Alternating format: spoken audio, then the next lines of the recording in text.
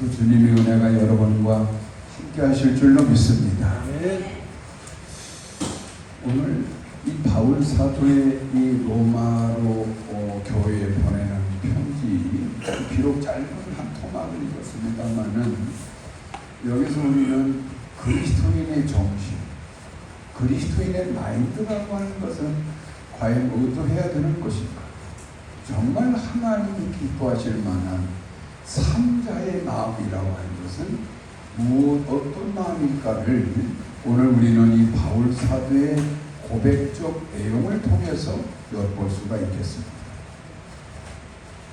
그래서 오늘 말씀의 제목을 뭐라고 그랬어요?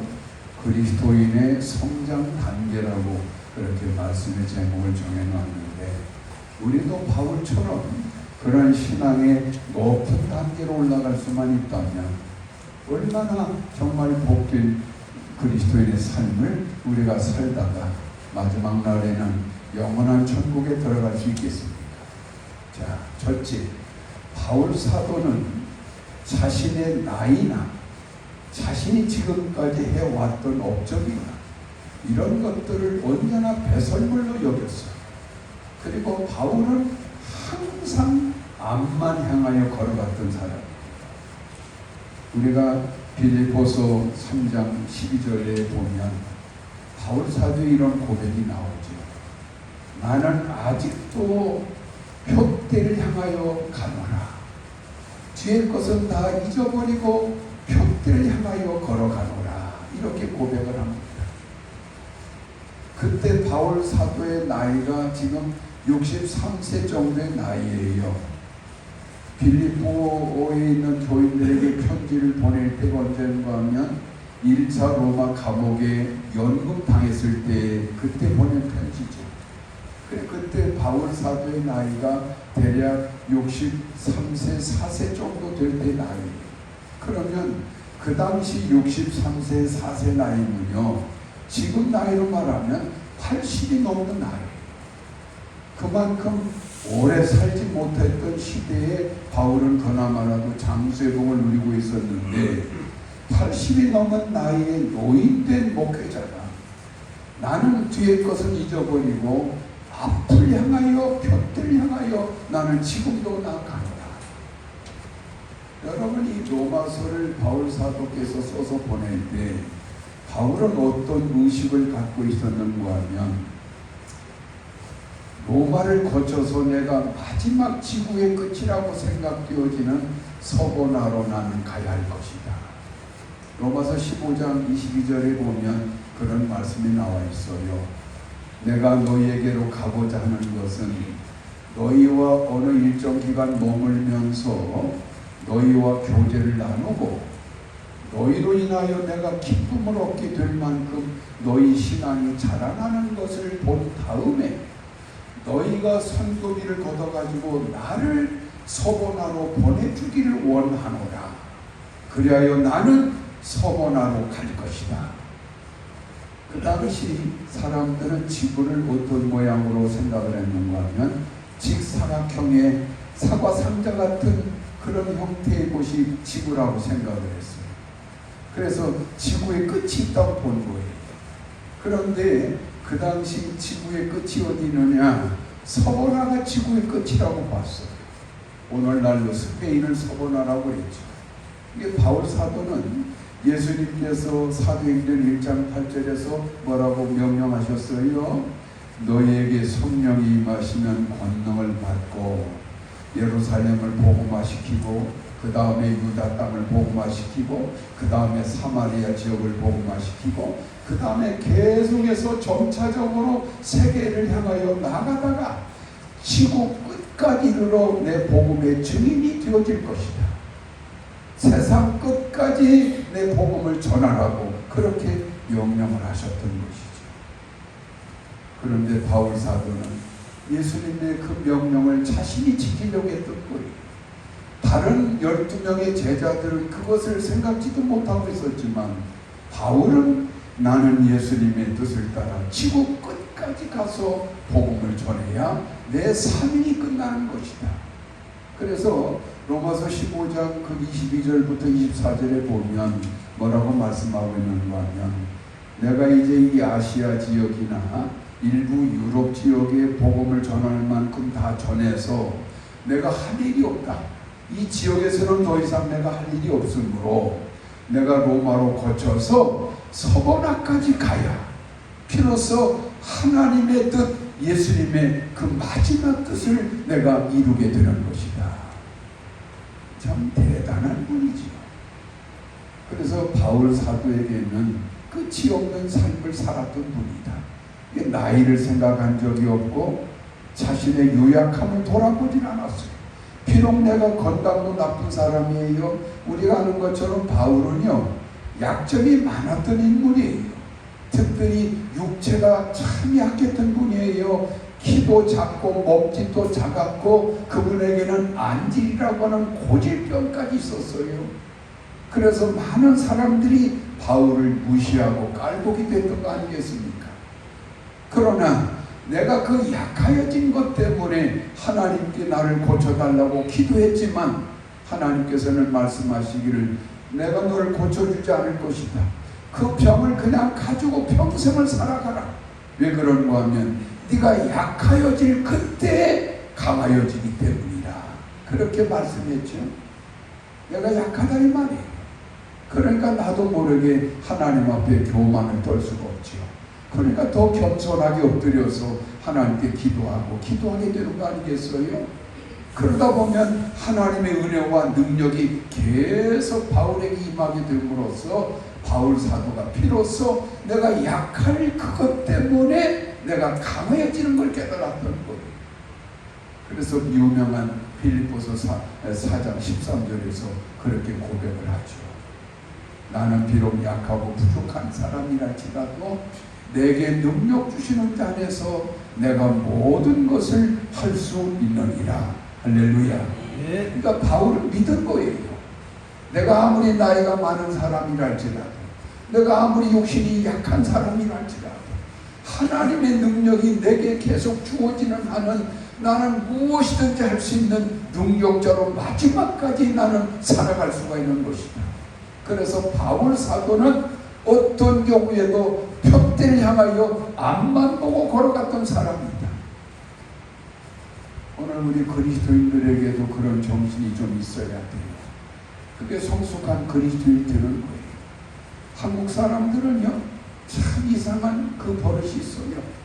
누군가를 만나면 나이부터 물어봐요. 나이부터 따져요. 그래서 형과 동생으로 그걸 구분해 놓고 살라고 해요. 언니 동생부터 따져서 그것부터 하고 가려고 하는 거예요. 그런데 서양 사람들은 절대로 나이를 물어보진 않습니다. 비록 그 사람이 나보다 10살이 많아도 친구처럼 그냥 지내요.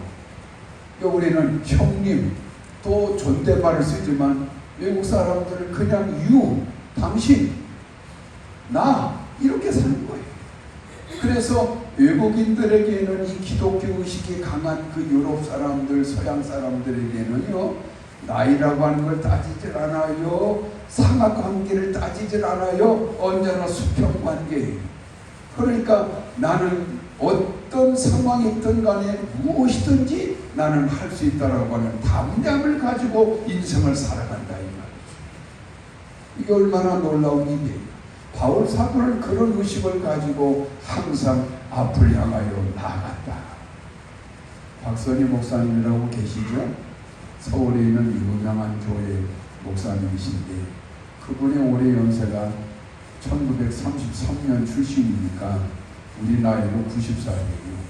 만으로 89세인데 지금도 주일이면 어김없이 강단에 서서 아주 은혜로운 설교를 하시고 그리고 수시로 전국 각지를 직접 운전을 하고 돌아다니면서 그리스도의 복음을 지금도 전하고 계세요. 참 신기한 일이에요. 늙지를 않는 것 같아요. 또 왜 그런가 하고 그분한테 후배 목사가 한번 물어봤더니 나는 아직도 주를 위하여 할 일이 많은 사람이기 때문에 나는 늙을 시켜력이 없다. 이렇게 말씀하시더라고요. 제가 아는 나이 드신 그 회장님 한 분이 계시는데 이거는 그 현대자동차 그 자동차 부품을 만드는 공장을 저 김제하고 익산에 크게 공장을 세워서 운영하는 회장님이에요. 근데 굉장히 정정해요. 제가 어느 날 우연히 한번 물어봤어요. 회장님 연세가 얼마나 되십니까? 그랬더니 아이고 뭐 나이를 물어보느냐고 자꾸 대답을 안 하려고 하시더라.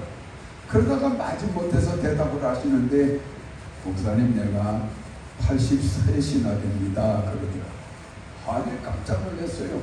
굉장히 정정해 보이고 젊어 보이는데 그렇게 되셨다고 그러더라고요. 그래서 나도 모르게 실수를 했어요. 그러면 후배들한테 좀 물려주거나 자식들한테 이거 물려주지 않고 지금도 회장으로 계속 일하고 계시는 겁니까? 그랬더니 아이고 목사님 그런 소리 하지 마세요. 저는 앞으로도 할 일이 많아요. 저는 끝까지 이걸 놓지 않고 제가 이 일을 감당해 나갈 거라고 이렇게 말하는데 그 눈빛이 정말 젊은 청년의 눈빛을 가지고 그렇게 말씀하는 걸 보고 제가 많이 깨달았습니다. 우리는 자칫하면 아이고 지금 내 나이가 몇 살인데 아이고 내가 지금 몇 살인데 자꾸 요따위 소리만 하면서 자신을 스스로 늙은이로 만들어가는 사람들이 얼마나 많은가 몰라요. 우리 교인들만큼은 이 목사 앞에서 나이 말하지 마시기 바랍니다. 내 나이가 몇인데요 그런 소리 제 앞에 하지 마세요. 아마도 여러분 중에 제가 제일 나이가 많을 거 아니겠습니까? 그런 소리 하면 안 돼요. 이 목사는 아직도 젊은 청년의 마음을 가지고 지금도 주를 일하고자 하는 사람 아니겠어요? 그런데 제 앞에서 그런 소리 하면 쓰겠어요? 그러니까 우리 그리스도인들의 마인드라고 하는 것은 좀 젊은 의식을 가지고 살아가져요.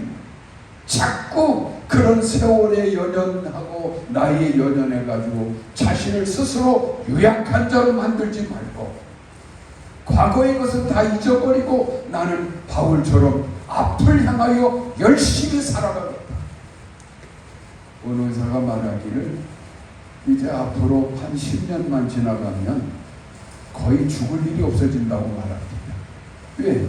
애제가는 병은 다 고칠 수 있는 시대가 된다는 거예요. 아무리 암이 생기고 별것이 생겨도 그거 아무것도 아니라는 거예요. 그래서 이제는 기본적으로 120살이 기본이고 아마 150, 160도 살게 될 거라고 그러더라고요. 그러니까 여러분은 28 청춘이요. 150, 160 나이를 생각한다면 오늘 여전히 이 자리에 앉아 계신 여러분은 28 청춘 아닙니까? 그러니까 그런 것들에 자꾸 얽매여서 스스로를 유약하게 만들지 말고 나약하게 만들지 말고 정말 내 곁에는 우리 주님이 계신다. 그런 믿음을 가지고 항상 젊은이의 심정을 가지고 열심히로 그렇게 살아가시기를 주의 이름으로 기원합니다.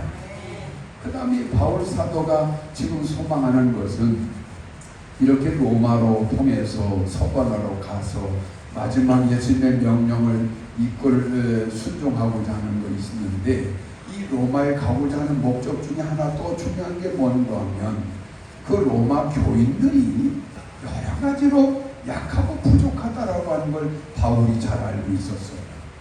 지금 로마에 교회가 있는데 이 교회라고 하는 것은 어떤 교회인가 하면 어떻게 세워진 교회인가 하면 자생적 교회예요. 자생적 교회라고 하는 게 무슨 뜻이냐? 로마에 살고 있는 유대인들이 예루살렘으로 1년에 한 번씩은 가야 돼요. 6월절에는요 유대인들은 의무적으로 하나님의 성전에 가서 내 몸을 하나님께 보이고 희생제사를 반드시 드려야 돼요. 그것은 어느 나라에 살고 있는 유대인도 마찬가지예요. 그래서 로마에 살고 있던 이 유대인 교포들이 1년에 한 번씩 6월절마다 예루살렘으로 가게 되는데 그 예루살렘에 갔던 로마 유대인 중에 누군가가 거기서 예수를 믿게 된 거예요. 예수를 알아듣게 된 거예요. 그래서 로마로 돌아와 가지고 자신이 알고 있는 그 같은 교포들인 유대인들에게 예수님을 전해 가지고 자기들끼리 예배를 드리고 예수님을 찬양하기 시작한 것이 로마 교회의 시작이다 이 말이죠. 그러니까 로마 교회는 누군가가 복음을 전해주고 주의 사도들이 가서 교회를 일으켜 세워서 세워진 교회가 아니라 그 교인들끼리 자기들끼리 자생적으로 교회를 만든 교회라. 그러니까 물론 숫자도 적었겠죠. 교회 규모도 작고 작은 교회예요. 그런데 문제는 이 로마에 있는 교인들이 지금 몇 가지 그런 게 있었는데, 첫째는 복음에 대하여 확실한 지식을 갖고 있지 못했다. 정말 예수가 누구이시고 예수가 왜 이 세상에 오신 것이고 그리스도인이라고 하는 것은 과연 예수와 어떤 관계 속에서 하나님과의 관계가 회복되어져야 되는가 하는 복음의 원리를 그들은 잘 알지 못하고 있었다는 것이요. 그 다음에 그들이 그런 신앙의 지식이 없다 보니까 누군가가 그 주의 종들이 찾아가서 말씀으로 양육하고 기도로 도와주고 해야만 신앙이 자라고 성장되어 갈 것인데, 그런 지도자가 없다 보니까 로마 교인들은 언제나 어린아이 수준에 그대로 머물러 있었다는 거예요. 그래서 바울 사도가 소망하는 것은 이 로마 교인들에게 제대로 된 그리스도의 복음을 전해주고자 했던 것이죠. 그래서 오늘 로마서 1장 15절을 한번 읽어볼까요? 15절 시작. 그러므로 나는 할 수 있는 대로 로마에 있는 너희에게도 복음 전하기를 원하노라. 이미 예수를 믿고 있는 사람들 아닙니까? 이미 교회를 이루고 있는 그런 교인들인데 그들에게 바울 사도가 말하기를 내가 너희에게 복음을 전하기를 원하노라. 이것은 무슨 의미가 될까요? 그렇습니다. 그들은 진정 아직 복음을 잘 모르고 있다는 뜻이 되는 거예요. 그래서 우리의 신앙 단계에 있어서 두 번째는 뭔가 하면 예수 그리스도에 대한 복음을 확실히 알고 가야 돼요.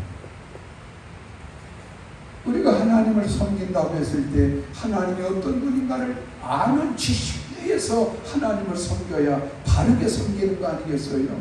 우리가 예수님을 믿는다고 했을 때 바른 지식을 바탕으로 예수를 믿어야 이 믿음이 참된 믿음이 되는 거예요. 요즘 한국에 수많은 이단자들이 얼마나 많습니까? 그런데 그 이단에 빠진 사람들은요, 우리 기독교인들은 따라갈 수 없을 만큼 열심으로 믿어요. 신천지 사람들 요즘 하는 걸 보면 무서울 정도로 믿어요. 여호와 증인들 하는 걸 보면 우리는 흉내도 낼 수 없을 만큼 열심으로 믿고 전도하고 돌아가요. 옛날 통일교 사람들 정말 열심으로 하고 돌아다녔어요. 숱한 이단자들이 다 그렇게 하고 있어요. 그런데 안타깝게도 그들이 알고 있는 그들의 신앙이라고 하는 게 뭡니까? 신천지 이만희가 자신들의 신앙의 대상이 되어버렸죠. 그렇죠. 여호와 증인은 안상흥, 장영자 그 부부가 그들의 신이 되어 있잖아요. 통일교는 문선명과 그 부인 한학자가 그들의 신의 아버지, 신어머니 아닙니까? 이런 헛된 거짓된 것들 향해서 그렇게 열심으로 믿고 있는데 그들의 길은 어떻게 되겠어요? 그들이 그렇게 열심히 믿지만 그 결과는 어떻게 되겠느냐 이 말이에요. 결국에는 헛된 것 믿다가 영원한 지옥불로 들어가는 것밖에는 뭐가 있겠습니까? 그러니까 오늘날 우리가 믿는 예수 그리스도, 우리 아버지 하나님에 대한 이 확실한 지식을 우리는 가지고 있어야 되는 거예요. 할렐루야. 그래야 우리의 믿음이 참된 믿음이 되는 것이고 우리를 완성된 구원의 길로 이끌어가는 거라 이 말이죠. 하나님이 인류를 사랑하셨어요. 그런데 인간들은 하나님을 자꾸 멀리해요. 그래서 하나님께서 인간들을 멀리하시고 하나님도 그들을 싫어하셔서 인류를 방치하셨죠. 그러니까 인간들은 자기 욕심의 욕심대로 자신들의 감정대로만 인생을 살다가 영원히 죽을 수밖에 없는 길을 걸어갔던 거 아니겠습니까? 그런데 하나님께서 긍휼의 마음, 사랑의 마음 때문에 이 버려진 인류를 구원하시기 위해서 누구를 보내주셨어요? 당신의 아들 예수를 이 땅에 보내주셨어요. 그리고 그 예수님을 통해서 이 세상 사람들에게 하나님이 누구신가를 정확하게 알게 도와주셨어요. 그래서 예수님이 곧 인류를 향한 하나님의 특별 계시라고 하는 거예요. 스펙셜 리빌레이션. 하나님이 당신을 열어 보여주셨어요. 하나님이 누군가를 알게 하시는데 가장 귀한 그 지식을 알게 하는 것은 물론 성경책이에요. 그런데 이 성경책도 예수님이 오심으로써 더 완성되게 만들어 놨어요. 그래서 예수님께서 당신의 아버지 하나님에 대하여 모든 인류에게 정확하게 가르쳐 주셨어요. 하나님은 이런 분이시다. 하나님은 두려운 분이 아니다. 하나님은 사랑이시다. 이걸 가르쳐 주셨다는 거예요. 그리고는 예수님께서 인류의 죄를 짊어지고 십자가의 희생양으로 죽어주셨어요. 그래서 그 십자가에 달리신 예수를 믿는 사람은 그 누가 됐든 간에 그 모든 원죄와 과거의 죄를 다 용서받게 되어 있어요. 예수님을 믿기만 하면 우리는 죄가 없어지는 거죠. 그러니까 우리가 의인이 되는 거예요. 그렇다고 해서 우리가 그 뒤로 또 죄를 안 짓습니까? 예수를 믿고 나서 죄 사함을 받았음에도 불구하고 여전히 거짓말하고 불의를 행하고 악을 행하고 계속 죄를 짓고 살아요. 예수를 믿으면서도 죄를 짓고 살아요.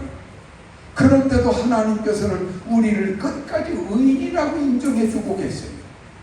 그러니까 이 의인됨이라고 하는 것은 누누이 여러분에게 말씀드리지만 내가 완전한 의로운 사람이라서 하나님이 나를 의인이라고 인정해 주는 게 아니라 여전히 나는 죄인이고 하나님 앞에 바로 설 수 없는 자격 없는 사람이지만 네가 예수를 믿었기 때문에 내가 너를 의인이라고 내가 인정한다. 그래서 우리의 의인됨이라고 하는 것은 칭의라고 하는 거예요. 뭐라고요? 칭의. 하나님이 의인이라고 인정해버렸다 이 말이에요.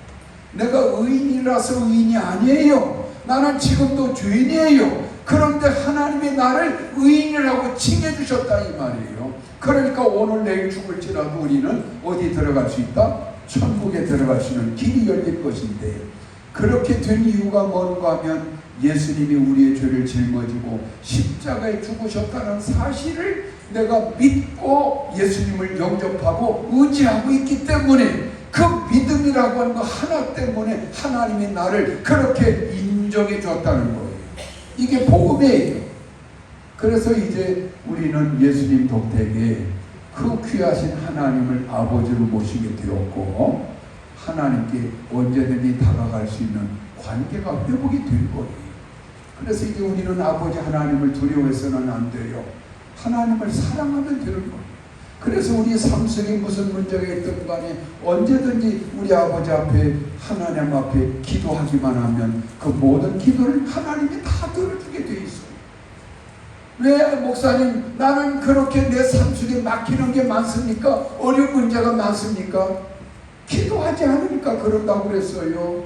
야고보서 1장에서 말하고 했어요. 너희가 얻지 못하면 구하지 않기 때문이다. 그러니까 기도하라 이 말이에요. 할렐루야. 너희가 무엇이든지 내 이름으로 구하면 반드시 내가 아버지의 영광을 위하여 시행하여 주리라. 응답하여 줄 것이다.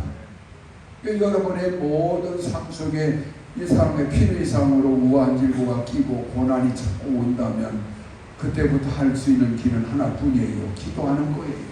계속 깨어 기도하고 기도하다 보면 하나님께 반드시 여러분의 복된 길로 인도해 주실 줄 믿습니다. 이래서 우리 하나님 관계가 좋아졌기 때문에 우리는 이 은혜의 길을 이제 마음껏 걸어가는 사람이 되었어요. 이것이 바로 복음이라. 예수를 통하여 이런 은혜의 길 속에 우리는 걸어가게 될 것이다. 이걸 로마 교인들은 잘 모르고 있었다는 거예요. 다만 예수를 믿는다 이것뿐이었죠. 왜 예수를 믿어야 되는 것이고 믿음으로써 우리 삶 속에 어떤 변화가 나타나는가까지는 몰랐던 것이죠. 그래서 바울 사도가 로마 교회로 가서 결국에는 로마에 가게 되죠.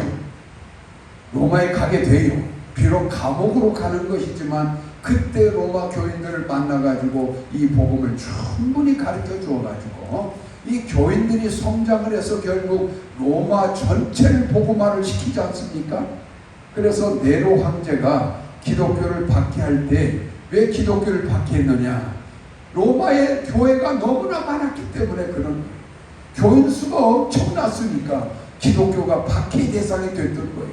그만큼 로마의 그 작은 교회 교인들이 바울을 통해서 복음을 제대로 전해 듣고 전도를 시작했더니 로마 복음화가 그렇게 이루어질 수가 있었던 것이다. 오늘날 우리 성도들에게 정말 중요한 건 뭐냐? 복음에 대한 바른 지식을 가지고 있어야 된다. 할렐루야.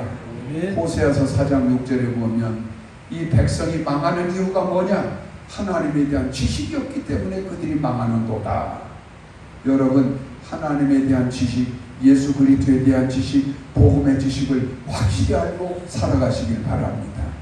그 다음에 세 번째가 뭐냐면, 이제 마치겠습니다. 간단한 거예요. 우리가 이제 이 복음을 알고 하나님을 알고 예수를 한다면 우리의 신앙이 자라나야 되겠죠. 성장되어 가야 되겠죠. 그러면서 신앙의 성장함과 아울러서 우리 삶의 변화가 일어나야 돼요. 이게 그리스도인의 성장 단계라고 합니다. 반드시 우리는 바뀌어야 된다. 할렐루야. 변화가 일어나야 된다 이 말이에요. 그럼 어떤 구체적으로 변화가 일어나야 되는가 하면 우리가 에베소에 보게 되면 그런 말씀들이 나타나죠. 에베소 4장 22절에 보면 너희는 유혹의 욕심을 따라 썩어져가는 구습을 따르는 옛사람을 이제 벗어버리고 오직 심령이 새롭게 되어 새 사람을 입으라. 그러면서 에베소 5장 8절에 보면 너희가 전에는 어둠이더니 이제는 주 안에서 빛이 되었다. 성령을 도움을 통해서 우리가 빛 같은 사람들로 변화가 일어나게 되어 있다. 저 요즘도 술 때문에 중독에 걸려서 정말 고생하는 사람들 많아요. 그 담배를 끊지 못해가지고 담배 중독으로 고생하는 사람들도 많아요. 아직도 여전히 그 성격적인 문제 때문에 과격한 성격, 툭하면 싸움질이나 하려고 하는 그런 기질적인 문제 때문에 자꾸 이웃과의 관계가 깨어지는 사람들도 많아요. 그렇죠? 이래서 언어도 그 과격한 언어를 자꾸 사용하는 사람들이 있죠. 이러저러한 과거의 믿음을 갖지 못했을 때 가지고 있었던 이런 모든 것들을 이제 다 예수 안에서 내려놓고 우리는 겸손과 온유함과 부드러운 사람들로 바뀌어져 가야 합니다. 옛사람의 그 모든 나빴던 습관들을 이제는 다 내려놓고 정말 하나님의 자녀답게 거룩한 삶으로 우리가 바꾸어져 가야 된다 이 말이죠. 그래서 궁극적으로 어느 정도로까지 우리가 바뀌어져 가야 되는가 하면 로마서 14장 18절에 보면 이렇게 되어 있습니다. 어디에 찾아보실래요? 로마서 14장 18절. 같은 로마서니까 한번 찾아보세요. 로마서 14장 18절. 페이지로 259페이지. 찾았으면 아멘. 자, 같이 읽겠습니다. 시작. 이로써 그리스도를 섬기는 자는 하나님을 기쁘게 하며 사람에게도 칭찬을 받느니라. 우리의 변화가 어느 정도까지 올라가야 되는가 하면 첫째, 언제나 우리 삶 속에서 하나님을 기쁘게 하는 삶을 살아야 돼요. 여러분 그렇게 하고 계십니까? 어떻게 할 때 하나님 기뻐할까요? 언제나 깨어 기도하고 하나님을 늘 찬양하고 하나님을 위해서 봉사하고 헌신하고 또 이웃들에게 복음을 전하고 이 모든 것들이 다 하나님을 기쁘게 하는 삶이에요. 그리고 이제 하나님을 기쁘게 할 뿐만 아니라 이웃들에게도 칭찬을 받을 만큼 내 삶이 바뀌어져 가야 된다는 이야기죠. 여러분 이웃들에게 칭찬을 받으려면 내 성격도 좋아야 되겠고 말도 조심해야 되겠고 행동거지가 조심해야 되겠지만 또 한 가지 중요한 건 뭐냐? 내 삶이 복되어져 있어야 돼요. 할렐루야. 옛날 그 가난했던 시절의 사람이 이제는 여유로운 사람으로 바뀌어져 있어야 돼요.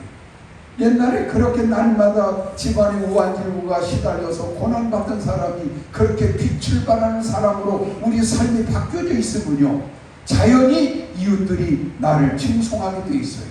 아, 저 사람처럼 나도 좀 살았으면 좋겠다. 그리고 항상 이웃들을 보살필 줄 알고 이웃들에게 사랑을 나누고 이웃들을 긍휼히 여기는 그런 아름다운 베품과 나눔의 삶을 살 줄 알아야, 그래야 모든 이웃들로부터 칭송을 받을 수가 있는 거예요. 우리가 어디까지 변화가 일어나야 되느냐? 첫째는 언제나 하나님을 기쁘게 하는 사람, 둘째는 이웃들로부터 칭송을 받을 수 있는 사람으로까지 우리가 자라고 성장되어 가야, 이게 바로 성장되어 있는 그리스도인의 모습이 된다 하는 이야기죠. 이제 앞으로가 문제입니다. 과거의 것은 다 과거의 것에 지나질 않아요. 앞으로 내가 어떻게 살아갈 것인가가 중요한 거예요. 어느 할머니가 큰 망을 가지고 있는 사람이 있는데 그 망 속에만 들어갔다 나오면 자신이 살아왔던 세월만큼 더 산다라고 하는, 젊어지는 망이라고 해요. 그래서 어느 70대 할머니가 그 망 주인에게 찾아가서 나 그 망 속에 좀 들어갔다 나오게 해주세요, 그렇게 말했어요. 그랬더니 이 망 주인이, 할머니 몇 살이에요? 저 70살입니다. 그런데 할머니 망 속에 들어갔다 나오면요 70년을 더 살게 되게 되는데 조건이 뭐냐면 할머니가 지금까지 살아왔던 것과 똑같은 생활을 앞으로 70년 동안 살아가야 된다. 이게 그 조건이다. 그러니까 할머니가 갑자기 나 안 들어갈래. 그러고는 가버리더니 왜 그랬을까요? 자신의 70년의 세월이라고 하는 게 또 고생만 하고 지긋지긋한 고통만 겪었던 세월이고 부끄럽고 수치스러운 세월만 살았던 게 70년의 세월이더라 이 말이죠. 그런데 내가 저 망 속에 들어갔다 나와가지고 그 70년을 똑같이 그렇게 살아간다 하니까 할머니가 나 안 알겠다고 돌아가더라. 이제 여러분의 앞날만큼은 과거처럼 살지 않기를 바랍니다. 과거의 것은 다 버리세요. 이제 그거 잊어버리세요. 정말 이제 예수 그리스도를 통해서 하나님의 자녀들이 되었으니까 하나님과의 영적인 관계를 잘 맺고 하나님 손만 절대 놓치지 말고 날마다 깨어 기도하면서 영성을 유지해가면서 열심히 젊은 청년의 마음을 가지고 인생을 잘 살아간다면 여러분 인생은 정말 빛을 발할 것이고 복된 인생이 되어갈 줄로 믿습니다. 그리스도인의 성장의 단계라고 하는 것은 바울처럼 그런 젊은 의식을 가지고 앞을 향하여 나가는 것이다. 그리고 예수 그리스도의 복음에 대한 참 지식을 가지고 지식대로 살아가야 되는 것이다. 마지막 우리의 삶이 언제나 바뀌고 변화되어 가야 하는 것이다. 할렐루야. 가슴에 손을 얹으시기 바랍니다. 우리 같이 기도하겠습니다. 아버지 감사합니다.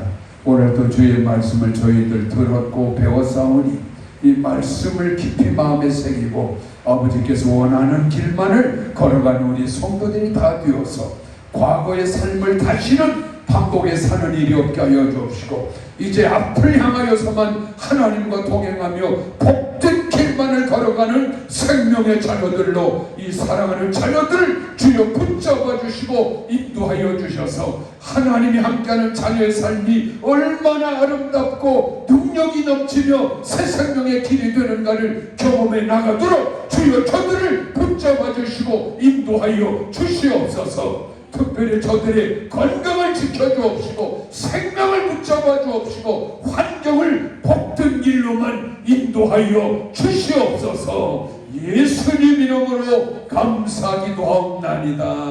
아멘.